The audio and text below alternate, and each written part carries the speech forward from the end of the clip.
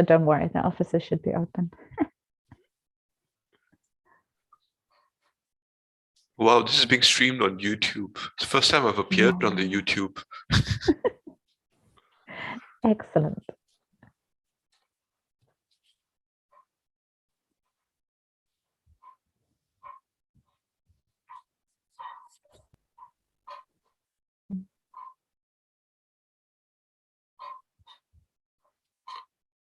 Is there a link for the YouTube? Oh, wait, you can actually view stream on YouTube. Okay, copy the link. I'll send it to my mom. Send it to her.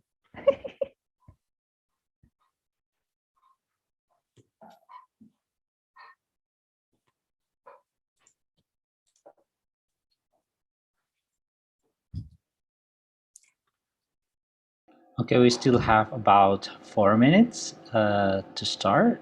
Okay, we will wait for other participants to join.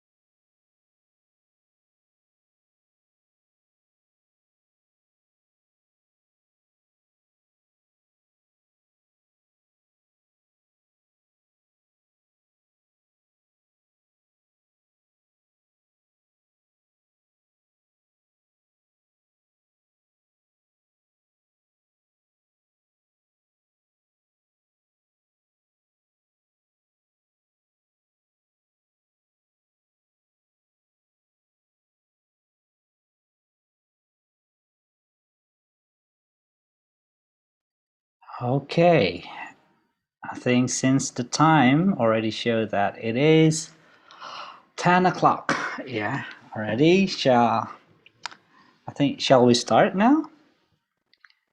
Okay.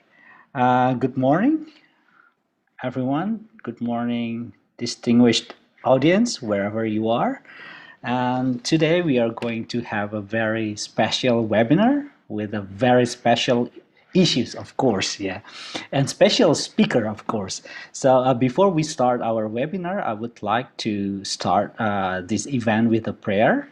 Okay, so we are going to have a prayer according to your belief. Okay, let's pray.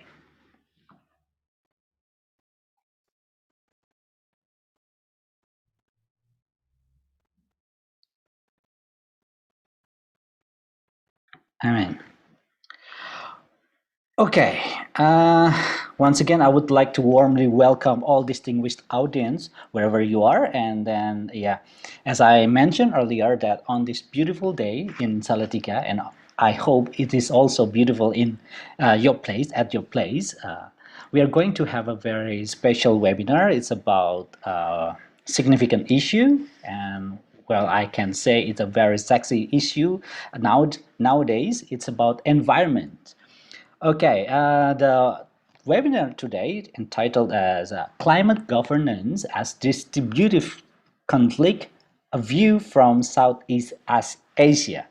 And of course, together with us, now we have a very special speaker. And before that, I would like to introduce myself. My name is Aldi Lasso. I am here as the moderator of this webinar. And before we start with the presentation, I would like to introduce our special speaker today. And please welcome Dr. Charan Pal Bal. Good morning, Dr. Charan.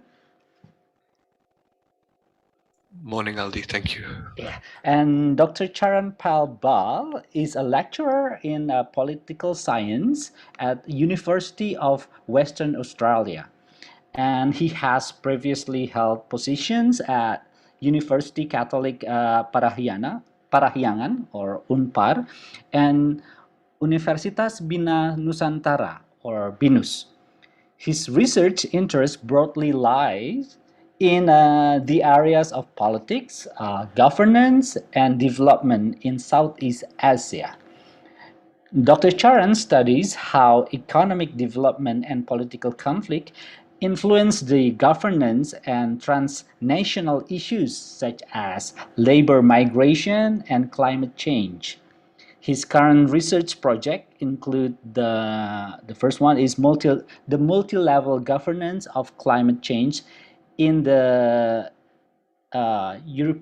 European United and Asian migration for development in Southeast Asia and private climate governance in Southeast Asia. So, distinguished audience, please welcome Dr. Charan Palbal. Thank you. So, Dr. Charan will be speaking about around 25 minutes, and then we will continue with the discussion. I really do hope that all audience will actively engage in this discussion so that it's not only a regular webinar, but we learn something from this very significant topic. It's about our Earth. And then beyond that, I really do hope that after we join this webinar, we will do something significant to bring a positive impact to our communities or our environment. Okay, without further ado, ladies and gentlemen, please welcome Dr. Charan Bal. Dr. Charan, the time is yours. Thank you very much, Aldi. Before I start, I would like to share my screen. I would like to, first and foremost, thank the UKSW's leadership for inviting me to speak to you, but also especially to colleagues at the Faculty of Interdisciplinary Studies. So what I'm going to present today are a few early findings from a project that we just started maybe 1.5, 2 years ago. This project is a part of a larger consortium research project called Global Governance in the European Union, Future Trends and Scenarios, or GLOBE for short. It's a research consortium that's funded by the European Commission's Horizon 2020 scheme. And if you want to know more about it, just go to www.globe-project.eu, or more specifically, our work on climate change. The URL is on the screen. So yeah, before I start, I just wanted to acknowledge funding, but also want to thank my co-researchers, namely Professor David Cohen, Dr. Tom Pegram, Ms. Julia Krijnkamp from University College London, as well as Dr. Paramita Ningrum from BINUS. Again, anything good about this presentation is probably owed to their collegiality and support, and any limitations of this is all mine. So let's start. Climate change, as we all know, presents very daunting global governance challenges across the globe. The key question here is really, how can policymakers develop and implement policies that are required to hold global warming to under 1.5 or 2 degrees, but at the same time also to protect the most vulnerable communities from the many impacts that global warming will create. And in this sense, the signs don't really look very good. The 1.5 degree target set by the softer target set by the Paris Agreement will most likely not be reached. Looking at the current nationally determined contributions at COP26, which is ongoing, we will actually see a 2.7 to 3 degree rise by the end of the century. And about 60% of all authors who have written IPCC reports actually predict a 3 degree rise by the end of this century. And a 3 or 4 degree rise would actually see a lot of the places that we live in around the equator actually inhabitable to human life in large part.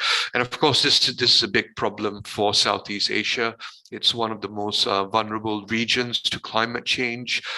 It's prone to rising sea levels, flooding, droughts, and the impact that it will have on agriculture and economic activity. But at the same time, the countries in Southeast Asia have very low historical responsibility for global warming.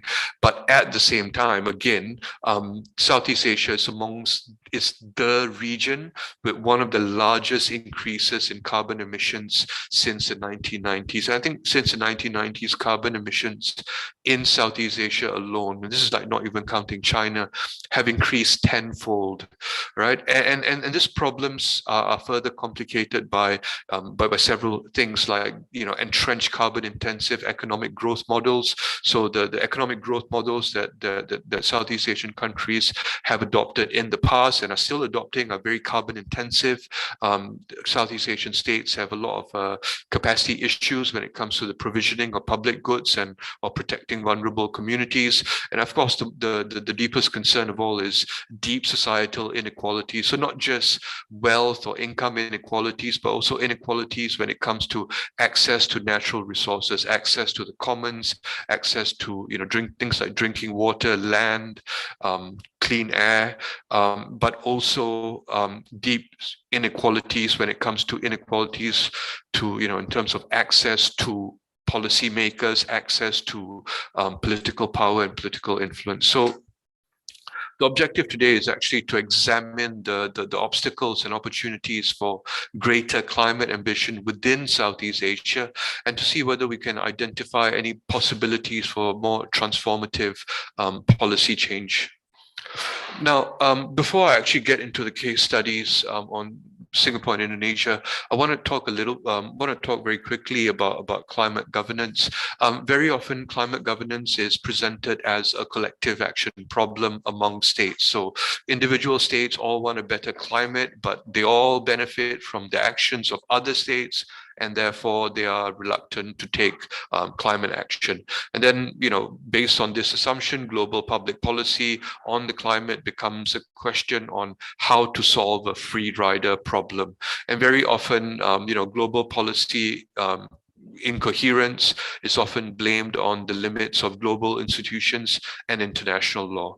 Now, however, when we look at I'm going to put a real screenshot of that article here that was just published this year by Michael Acklin and Marto Mildenberger. It's called "Prisoners with the Wrong Dilemma." It actually argues that it's not even it's actually based on actual empirical studies of climate policy making. They actually show there's actually very little proof that policy making is actually framed by this so-called free rider problem. Rather, and in fact more predictably, governments are actually more concerned with retaining the support of key constituencies. And climate policies have implications on how economic activities organized, and very often produces new winners and losers. And in fact, what Acklin and Mildenberger actually found is that climate policy or climate governance is actually more aptly framed as a collective distributive, it's a distributive conflict between different winners and losers, or between pro and anti-climate constituencies.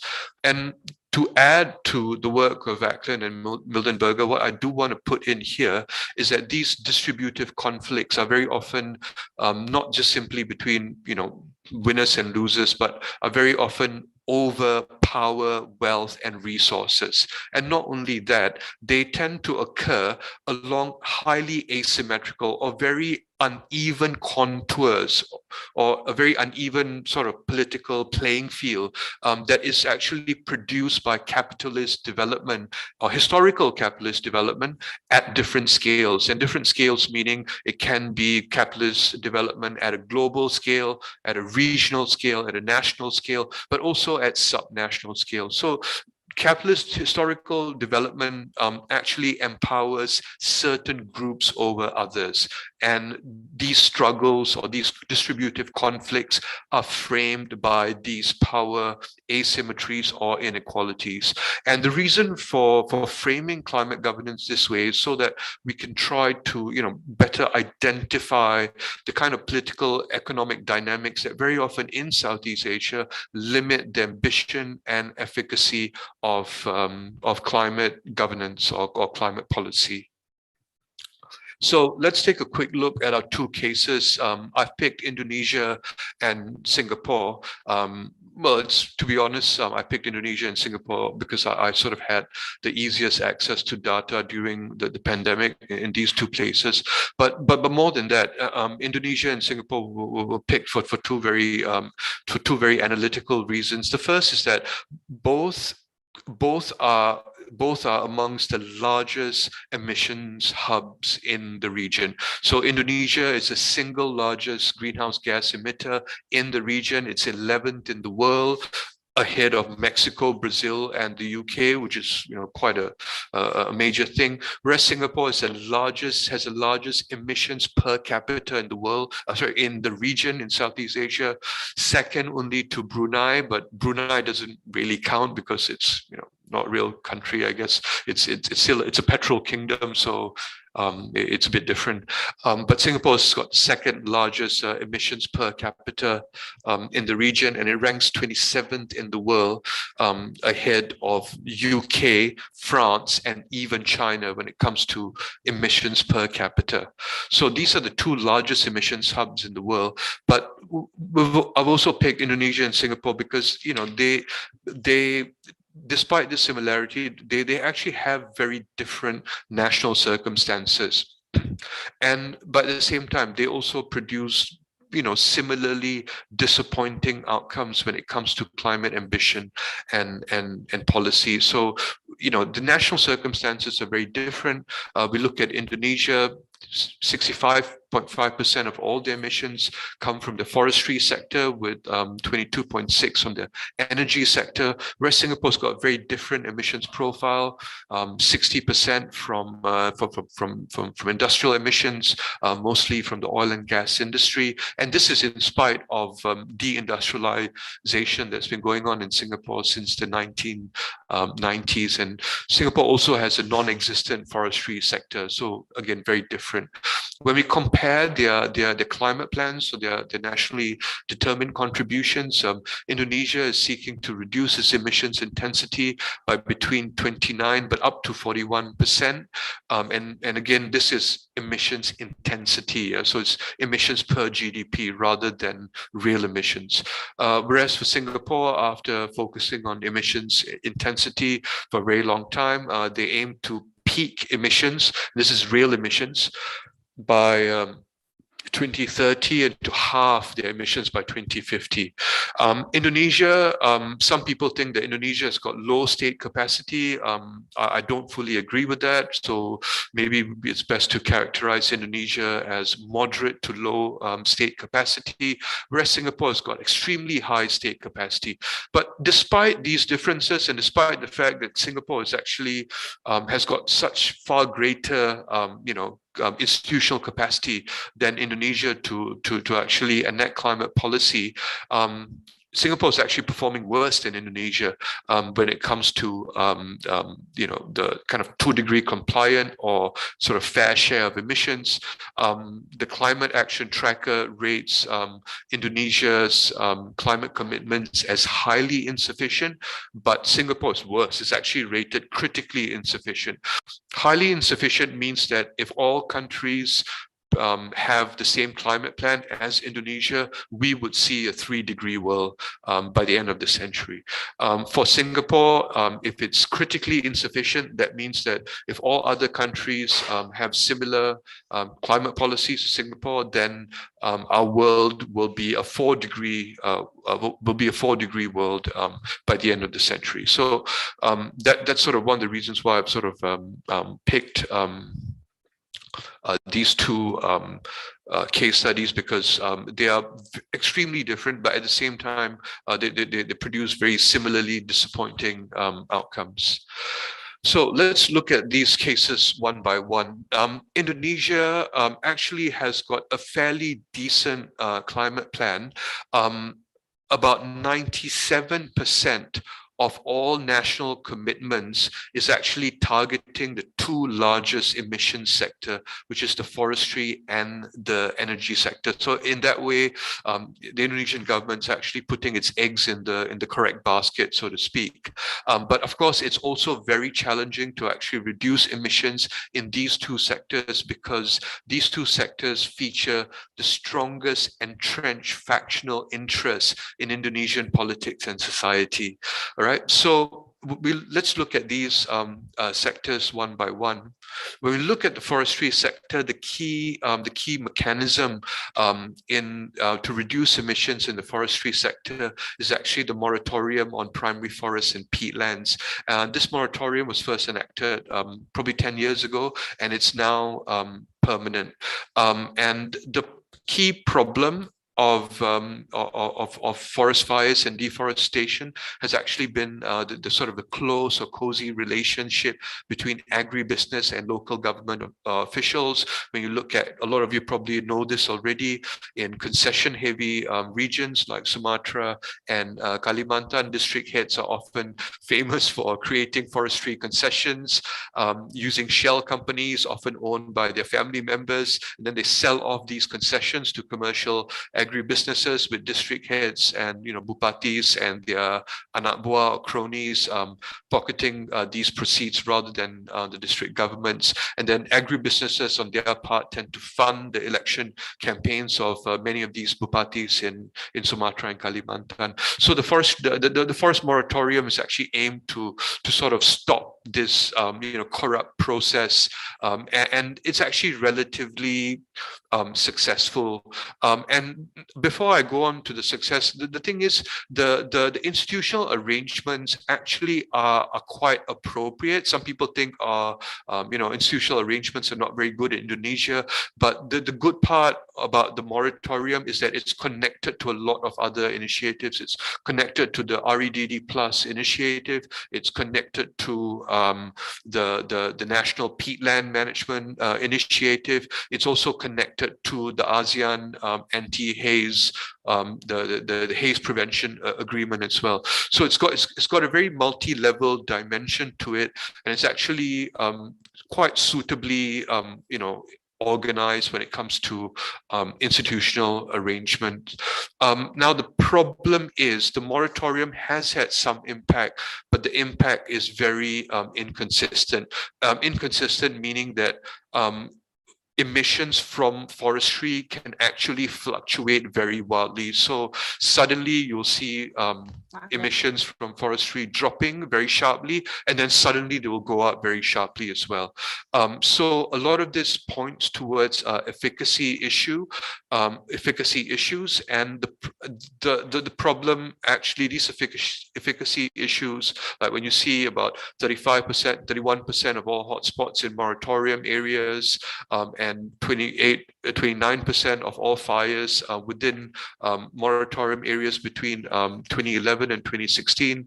I try to sort of in a way explain these efficacy issues in terms of historical and structural factors, because when we look at forestry in Indonesia, historically, it's expanded from the New Order era in 1965, and with decentralization and after the New Order and sort of more economic openness or the neoliberalization of the Indonesian economy, it not just made agribusinesses more powerful, but it proliferated patronage networks beyond Jakarta into local districts, but also beyond Indonesia to palm oil companies or agribusinesses based in Singapore and Malaysia as well. And very often the kind of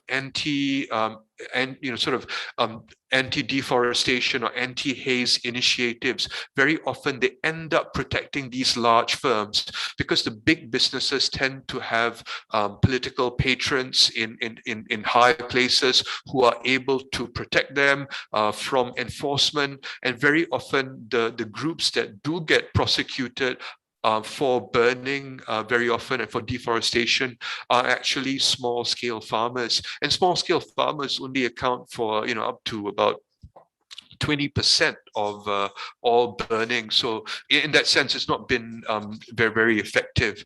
The energy sector in Indonesia suffers from very similar problems as well. According Indonesia's Paris commitment targets a 23% share of renewables by 2025. The current share of renewables is 12%. All right, so this is actually quite ambitious, but it's most likely not going to be met. All right, because 50 to 50% of total energy mix comes from coal, and the rest of it, almost 88% comes from fossil fuels and only 12% renewables. But the most disturbing problem, I guess, when it comes to energy, I think, is that Indonesia is at the moment producing electricity in excess of domestic demand, and that the current Widodo administration's industrial development plan is actually based on significant expansions in coal power rather than renewables. So a lot of the problem, again, comes from these links to powerful political figures, oligarchs. When we think back to the 2019 presidential election, after all the conflict between the different oligarchs and between different elite groups, President Widodo tried to form a grand coalition of political allies and former rivals based around this, his national infrastructure project. Now, this national project would actually allow prominent political office holders and their backers to economically benefit from infrastructural developments in return for political support for President Jokowi, as well as to gain, popular legitimacy when it comes to, GDP growth. And the role of coal in this national infrastructure project is really important, because a lot of President Widodo's allies and former political adversaries actually hold coal mining concessions or financial stakes in coal-fired plants. For example, when we look at Pak Jokowi's plan to move the Indonesian capital city from Jakarta to Kutai Kartanegara in Kalimantan Timur, we will we will see that this will actually drive a huge demand for electricity in East Kalimantan or in Kalimantan Timur, because this is where Pak Jokowi's supporters and former political rivals will actually be very well placed to benefit, as a lot of them, as you can see from the graphic at the bottom right of the screen, a lot of them actually hold land concessions in that area. And this report here by Forest Watch Indonesia and Jatam, which is Jaringan Aksi Tambang, it's basically the mining advocacy network called Jatam. They actually revealed that a lot of very powerful figures, including the older brother of Prabowo Subianto, but also Luhut Panjaitan, and also Yusri Mahendra and Yusuf Kala. They actually own considerable concessions around the new where the new capital is slated to be. So predictably, the Indonesian government has continued to allow increases in coal production despite their pledges to increase renewables. And it's also worth noting here that the coal industry receives 15 unique government subsidies, and these subsidies are actually really, really huge. Only 7 of these subsidies have ever been quantified by analysts, right? And in 1 year alone, 7 of these subsidies are estimated to be about 946 million US dollars. Now, this is, if you compare it to the subsidies that renewables receive, renewables over a period of 5 years receive only 179 million US dollars over 5 years. And this is compared to 964 million in 1 year alone. All right, and this is only the subsidies for coal that have ever been quantified by analysts. But on a slightly, depending again on how you want to see it, on a slightly more positive note, we see an increase, sort of a proliferation of private sector climate initiatives in Indonesia. So what this means is that a lot of companies, and very often the large companies, and very often also agribusinesses as well, they are actually engaging more and more in environmental and sustainability corporate governance. They are actually engaging more in carbon disclosure. So they're actually reporting to global using global standards to actually report their the sustainability issues. I would like to maybe leave a slightly open verdict on that.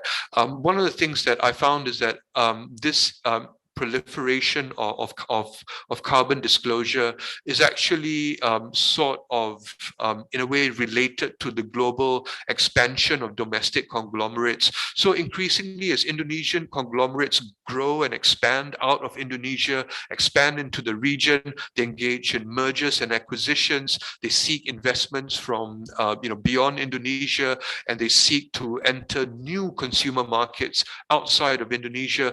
Very often these markets demand a certain kind of reporting. So what we do observe is that a lot of these private voluntary standards for carbon disclosure are very often selectively downloaded to fix or address problems of market and investment access.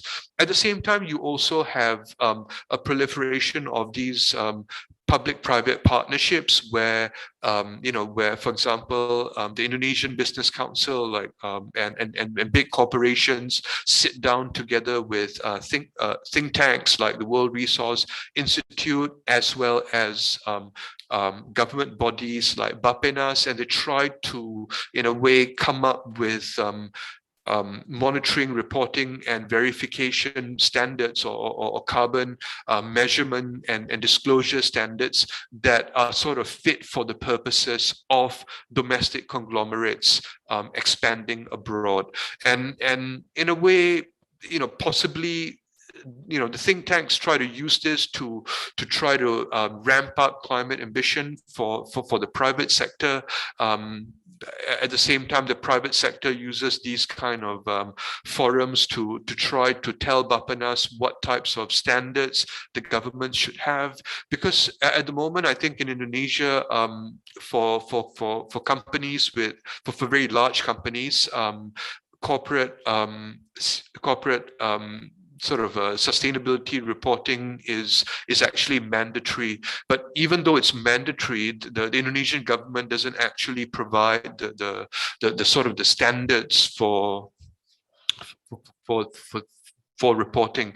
So it's actually the private sector who's actually trying to provide and sort of guide the kind of standard setting that's going on. So you could say that these public-private partnerships actually, in a way, try to manage or soothe out the kind of cross-sectoral tensions over the use or what kind of reporting standards are being used for these initiatives.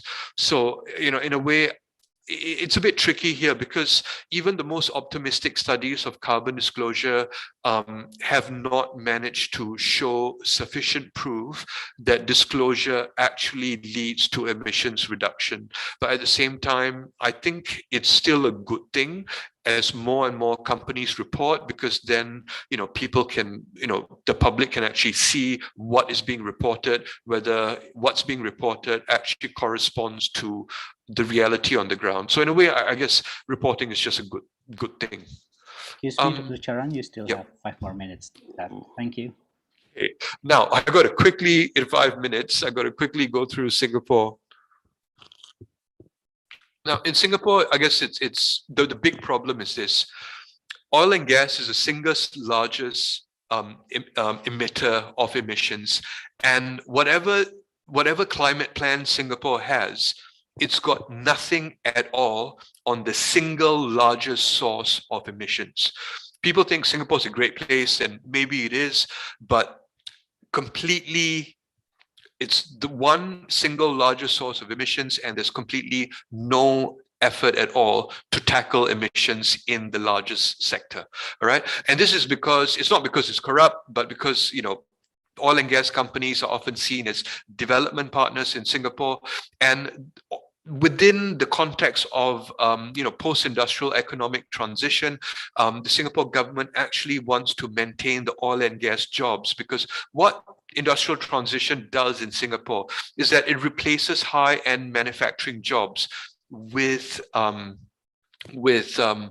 low-level service sector jobs, and that actually makes inequality worse. And this has got broader, political implications for the ruling party as well.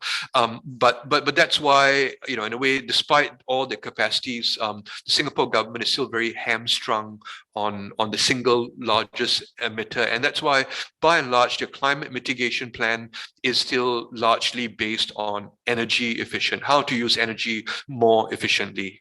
And that's really it. A quick note on adaptation plan. Singapore's adaptation plans are by and large hard engineering solutions, and these tend to drive a huge demand for sand. And sand mining naturally destroys the environment in the region. And all Southeast Asian states except Myanmar have already banned sand exports to Singapore. So it's a bit of a issue here where Singapore's, adaptation plans actually has negative climate impacts or negative environmental impacts on the region where it's trying to import sand from. Private climate initiatives, same thing as in Indonesia, but the difference is that it's led by the government. And here what I do see is that the government tries to promote this in order for Singapore to become a market leader, in green finance rather than, really trying to reduce emissions per se. So I think we need to, again, look at it and say reporting is good, but then we need to, sort of keep a very open mind on what's the purpose of reporting and what are the, what are the underlying objectives behind it, who's using it for what purpose. Maybe very quickly, I just want to say that maybe the alternatives here would be the rise of an informal, grassroots regime, or what I call of civil society actors. So basically, NGOs, think tanks that monitor and report environmental degradation and climate policies, firstly, and then secondly, advocate for more ambitious policy alternatives. Because when you actually look at these groups, you will realize that they are actually the most concerted avenues for the diffusion of more ambitious meta-governance norms in the region. But at the same time, they face significant power asymmetries when it comes, because you see governments very often suppressing or marginalizing these movements. The other limitation these movements face is that outside their immediate constituencies, these groups actually lack quite a bit of political support, and they've not managed to scale up. So when we look at it, in terms of a big picture, what we see is that, historically, development in Southeast Asia has actually created institutions that are largely geared towards forwarding the interests of a very small group of regime-linked business interests, or I call them political business coalitions, like, oligarchs or the bureaucrats of state capitalism. And politically, what we see is that climate obstructors are very deeply enmeshed within, regional, national, and subnational institutions. And these groups tend to systematically exclude other types of groups with competing agendas from the formal policy process. So the problem frame of climate change, as articulated by these elites, is often, articulated together with their economic and political priorities, and often very narrowly. And again, these illiberal institutional structures tend to limit what types of groups or who can legitimately, put forward policy alternatives. And very often groups that are forwarding more ambitious alternatives are often being either sidelined or suppressed. And I guess the one suggestion here at the end is that, when we think about climate support for the global South and what the rich countries can do, then maybe, we need to go beyond, the climate support needs to go beyond technical assistance and climate financing. And I'm not saying technical assistance and climate financing is bad, and they have to continue. But I think there has to be the added dimension of support that goes into strengthening, grassroots groups with the potential to actually diffuse more ambitious alternatives, to allow them to sort of compete on a more level playing field. And I guess with that, I would just like to end my presentation here. Sorry for the slightly poor time management, but also thanks for your attention.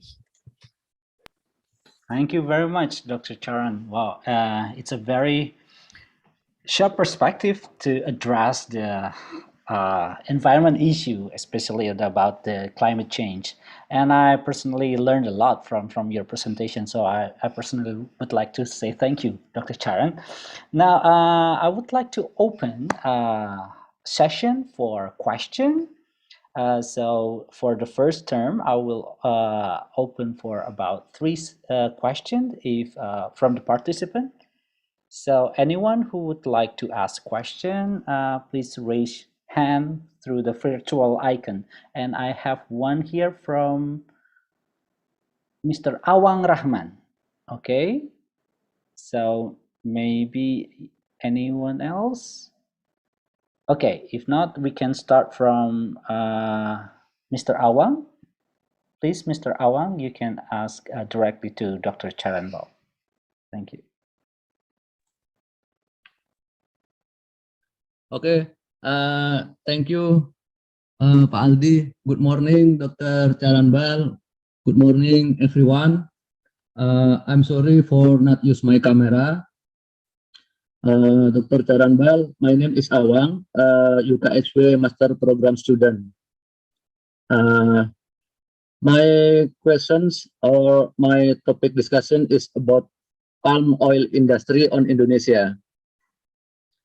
As we know that palm oil is one of the most important and strategic commodities on Indonesia economy, both in generating gross domestic product and on reducing poverty level, considering that the palm oil industry is one of kind labor intensive industry, Pak Aldi, Dr. Charanbal.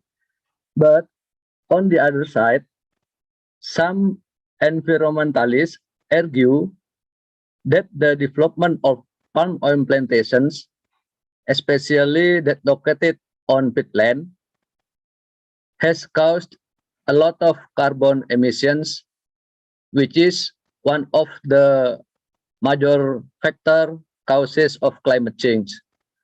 My question is, what do you think, Dr. Charanbal, about this paradox conditions? On one side, we need the palm oil industries, but on the other side, we must consider the impact on carbon emissions and also on climate change. Thank you, Pak Aldi. Thank you, Dr. Charanbal. Thank you very much, Mr. Awang Rahman. Okay, we will wait for. I'm happy to answer that straight away, really. Okay. Yeah. Firstly, thank you so much, Pak Awang, for your question. Again, this is you have framed it very, very clearly. A few things, I guess. I don't see it as a paradox. I see it more as a contradiction, and a kind of existing tension. And it's something that's deeply embedded with the system. Palm oil. Now, I think the first question is this. We need to see who benefits from palm oil. I guess to some extent it is debatable that palm oil may have had some impact on poverty reduction in the past, but I'm not sure if it's just solely because of palm oil. The World Bank has been promoting palm oil as a development crop in the global south since the 1960s, as a way to commercial development. And this whole period, actually, in Indonesia, we saw people substituting more expensive palm oil for cheaper coconut oil. So actually, minyak kelapa is actually cheaper than minyak sawit. And I think traditionally, we will look at our parents or grandparents, the older people, they tend to cook more with coconut oil. The thing is, who bears the cost of palm oil? And I think that's a question worth asking, because there are benefits of palm oil for sure, and I would never deny that. But we need to see how these benefits are being distributed. And very often, I guess the picture emerges of one where it's actually agribusinesses that benefit, agribusinesses and certain types of politicians who benefit primarily from palm oil. The impact that it has on local communities, whether it's labor working on the plantations and communities surrounding palm oil plantations, is by and large fairly negative, to say the least. It's also questionable whether oil palm plantation is actually labor intensive or not. To me, it's not, because you don't actually require a lot of labor once you've actually grown or cleared the forest or harvested. it's not like rubber where you need lots of people to be tapping the sap on a daily basis. A lot of it is automated, and a lot of it, a lot of it's increasingly done through machines. So I'm not sure if palm oil has that much of social benefits. I think when we talk about the social benefits of palm oil, we need to look a bit more clearly and then see what the trade-offs are. So I think the problem is not so much, palm oil being important for our national economy, is that palm oil is very important for the most powerful people in our country. I think that's the problem. So I would maybe suggest a slightly different framing of the issue. And sure enough, palm oil does have benefits for certain groups, but then we need to see, how these benefits are differentiated across class or communities, and I think that's something worth looking at.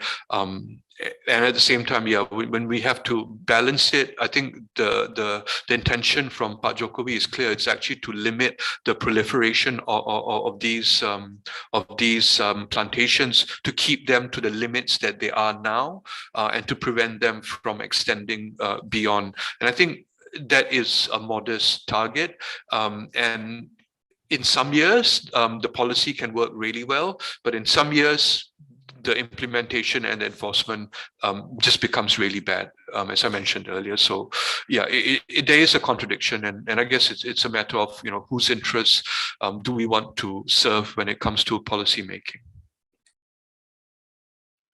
Thank you very much, Dr. Charan. I think it's a very interesting point of view. Yeah, it's not only the palm oil is not only for Indonesian economy, but the one who are the most benefited from it.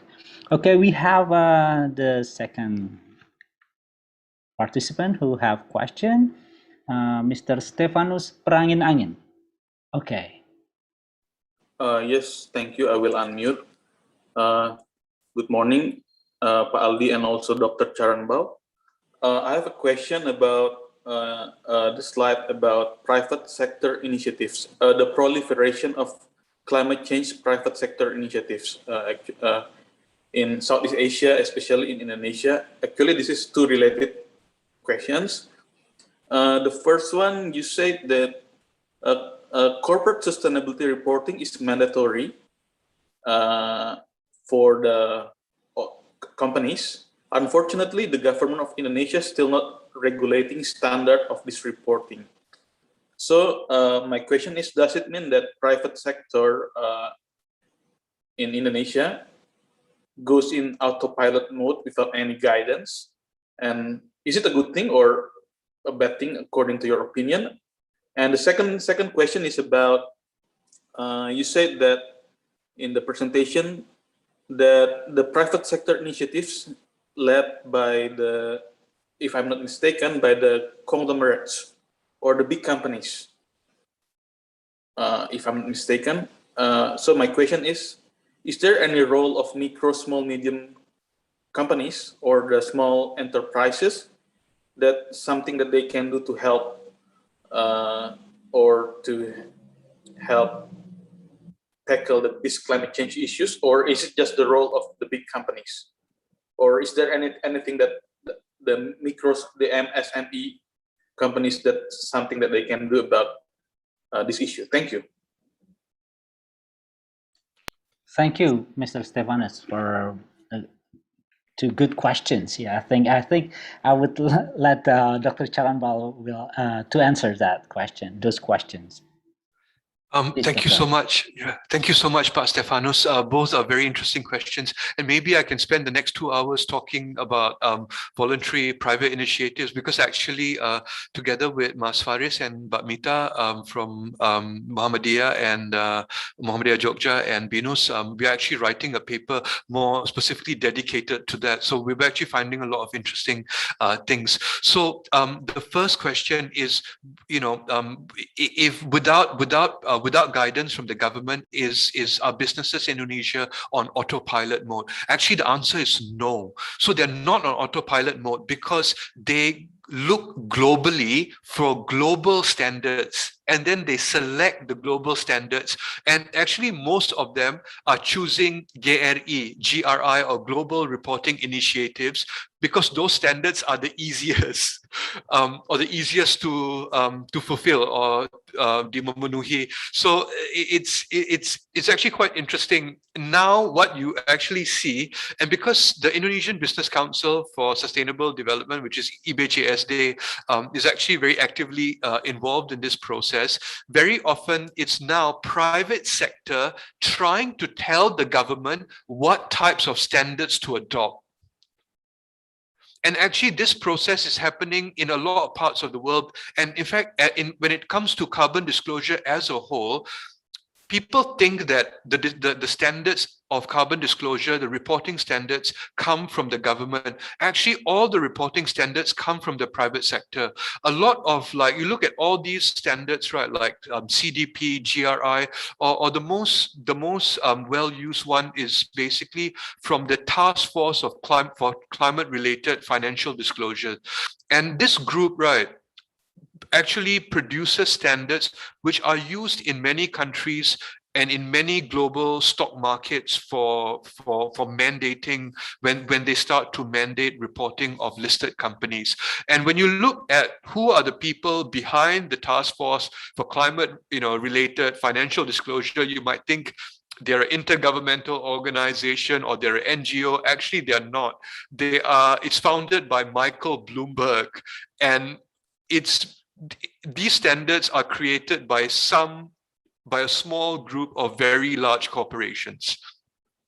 So actually, this is then an opportunity, because the Indonesian government has no standards. It is there for the private sector to try to sell or persuade the Indonesian government to use the standards that they are using, so that they will have a first mover advantage. So, okay, yeah, so I better go on to the second question, because I can continue ceritakan about this for the next 2 hours. The role for smaller, for SMEs or micro enterprise, actually, micro enterprises are involved in this process, or rather, some SMEs are involved. When we interviewed IBCSD, they told us a funny story about si bapak. They said he's a bapak and he owns the Giant superstore. He owns Giant and Harrow, and he actually bought the rights for IKEA. And when he bought the franchise rights for IKEA in Indonesia, the IKEA parent company required him to do carbon disclosure. But he is just bapak, so he doesn't know how to do carbon disclosure. So these smaller companies, I guess, they tend to approach the larger companies for guidance. But at the same time, if you would like me to answer personally, I think the role that maybe micro or more sustainability oriented enterprise can do to do their part, right, is actually through innovation and the scaling up of these innovative sustainability models. So once these groups can come up with innovative, in a way, more sustainable ways to do business, then they can try to scale it up to make these practices a bit more mainstream. And I think this would be a cool thing, if I had to suggest anything for micro or small businesses. Yeah, I'm not an expert on micro enterprise, but I think this would be a cool aspect that's worth developing. Yeah, thanks, Pak Stephanus, for the for the questions. Okay, thank you, Dr. Charan. So there are interesting issues being addressed by Dr. Charan, that although there are no standard, but private try to adopt the more global standard to apply. And then the second one, yeah, it's interesting to me that now SMEs try to involve more by approaching the larger companies to contribute. That's interesting. And then I think it's one of the significant issues that is happening at the moment. Okay, any other questions? We have I think I still open for one last questions before we close this. Oh, Pak Henry Sunday. Okay, Pak Henry, please. Thank you, Pak Garam. Thank you very much for your great presentation. As you know, this series of webinars is organized by Satyawacana University, and the development studies team plays a great role in the organization of the seminars. I wonder, what do you think that a university like Salatiga, Satyawacana, could contribute to the debate? You mentioned at the end of your presentation that grassroots organizations should play an enhanced role. Do you think that a university like Satyawacana falls under that category, or do you see that maybe there's another role that it can play in the debate? Thank you. Yeah, it's actually quite interesting. I think that there are probably a lot of dimensions that are worth exploring. But yeah, sorry. Thanks, Pa Henry, for the question. There are a lot of aspects here worth exploring. I think first and foremost, I think it's really the level of research that we can offer on climate or climate relevant issues. There's quite close access to communities, so that there's a lot of maybe community oriented initiatives that could be accessed through research. When it comes to advocacy, it's something worth supporting as well. I mean, in universities in general now tend to move towards sort of net zero or climate neutrality, and a lot of universities are doing it. And I think most of it is quite easy to manage, as long as it caps the number of sort of international flights that academics are actually taking. When it comes to working with community, I think there's a lot of space that can be explored. I think a university like UKSW, and especially the faculty and in fact discipline of development studies, can actually serve as sort of a hub for sort of future grassroots, or rather more on the ground research on how climate is sort of governed on a range of different scales.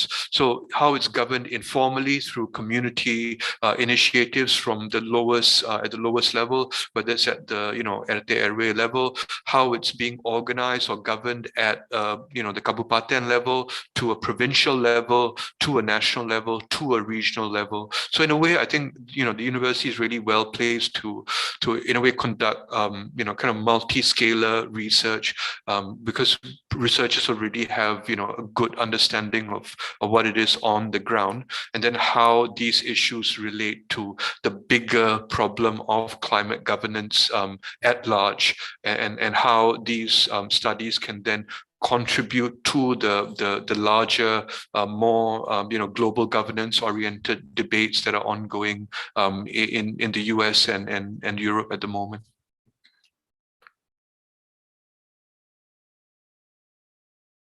Okay, thank you very much, Dr. Charanbal. So the main point is the university is a strategic unit to contribute through researchers that they can conduct.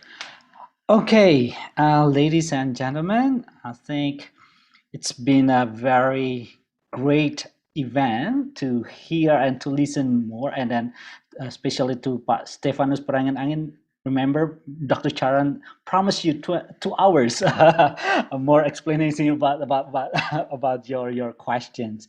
Now, before we end this webinar, I would like to inform all the participants. Please kindly fill in the presentation list. Form. Sorry, presentation form that has been distributed in the chat. And of course, to close this, I would like to highlight some important points from Dr. Charan's presentation. First of all, from the 2 cases brought up here, for Indonesia and Singapore, they both contribute to the climate change to some extent, right? And then also now there are emerging alternative potential roles played by the grassroots or peoples, and actually to contribute the climate change. These 2 cases facing challenges.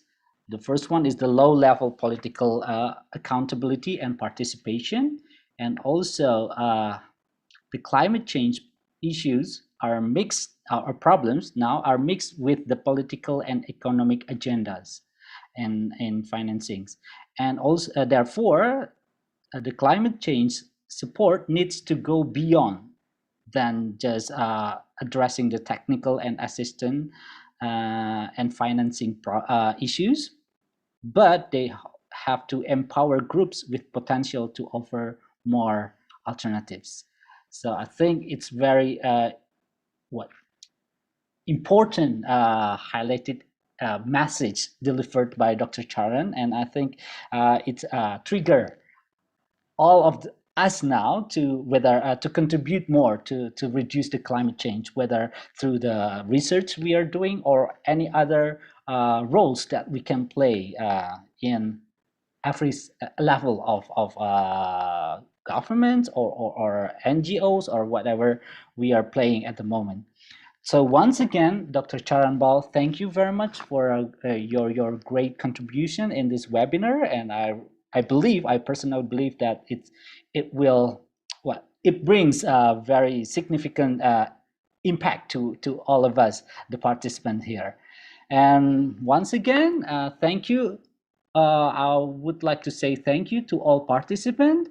And before we close this webinar, I would like to invite all of us who can turn on the camera to give your best smile, okay, on the camera, because we are going to take a picture. Okay, and I will take the picture, or maybe anyone from the committee, but I will also do it. Okay, turn on the camera. Page 1. 1, 2, 3. Okay, page 2. Ready? 1, 2, 3. Page 3. 1, 2, 3. Okay, the last. Ready? 1, 2, 3. Okay. Once again, thank you very much for all your participation in this webinar, and don't worry, because this is not the last webinar. We still have plenty because to celebrate our anniversary, we have a webinar series, and I think we still have many to go. So make sure that you have the invitation and the Zoom link, and make sure you participate in the next webinar. Thank you very much once again, and God bless us all.